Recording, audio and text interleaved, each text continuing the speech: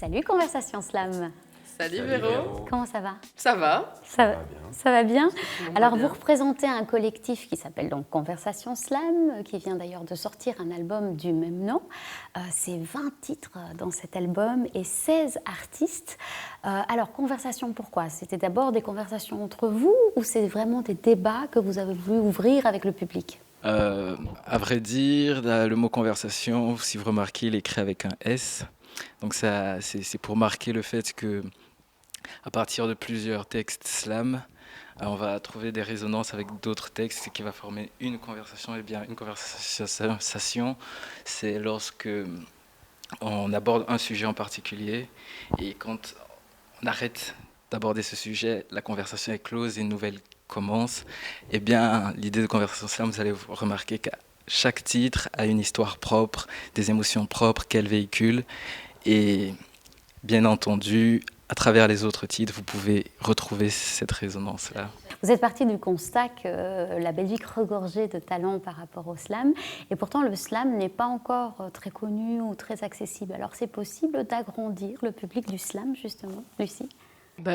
Oui, je pense. Je pense que c'est un art qui peut vraiment toucher parce que j'ai envie d'utiliser le terme, c'est populaire dans le sens où n'importe qui peut écrire et tant qu'il est vrai et qu'il écrit avec son cœur et avec ce qu'il est et de vouloir vraiment dire des choses justes, il peut écrire de la poésie et se lever, aller sur scène et dire son texte.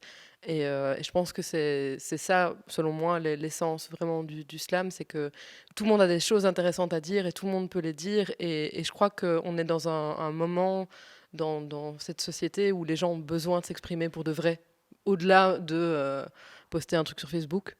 Et je crois que ça peut être une pratique et un art qui se développe beaucoup plus et qui peut avoir un public beaucoup plus large. On compare souvent le slam au rap. Donc quelle est la différence entre les deux? Qui est-ce qui veut nous expliquer ça, Yann?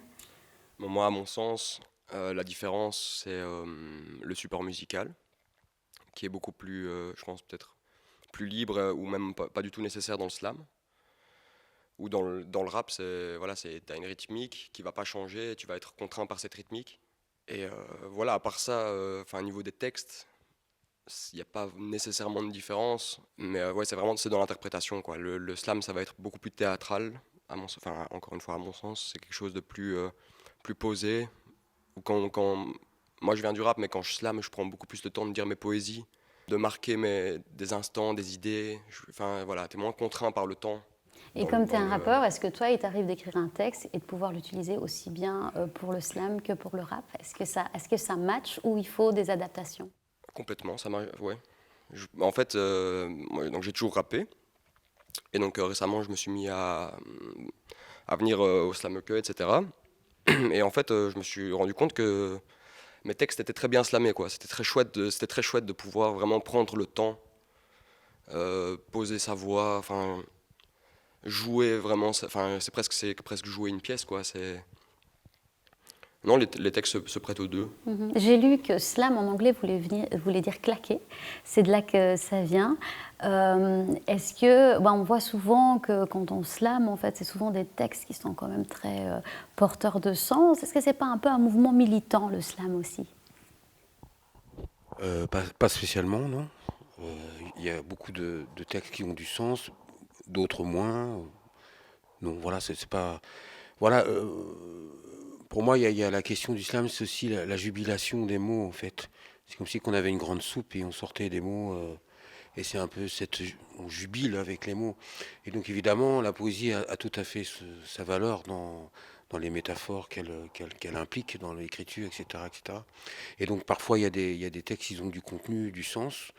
C'est vrai souvent, mais il y en a d'autres un peu moins. Mais voilà, ça fait partie des choix multiples et variés que le slam peut avoir, en fait. En comparé au rap, est-ce que tous les slammeurs se considèrent comme des poètes ou pas forcément?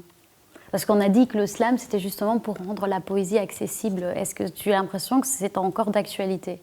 Je pense qu'il y a quelque chose dans le slam, effectivement, dans la démocratisation de la poésie. Ceux qui faisaient de la poésie, des grands poètes qui ont fait l'académie ou ce genre de choses, la poésie appartient maintenant à tout le monde, en fait. Tout le monde peut faire de la poésie. C'est aussi ça le phénomène du slam. C'est-à-dire, du coup, en fait, on voit apparaître des personnes qui n'ont pas fait spécialement de grandes études dans le domaine, qui écrivent des textes et des textes puissants, en fait, avec des rimes aussi puissants que quelqu'un qui aurait pu faire de l'académie. Alors maintenant, le slam, pour moi, c'est aussi une modalité, en fait. C'est à la fois une modalité d'écoute et une modalité d'échange entre différentes personnes.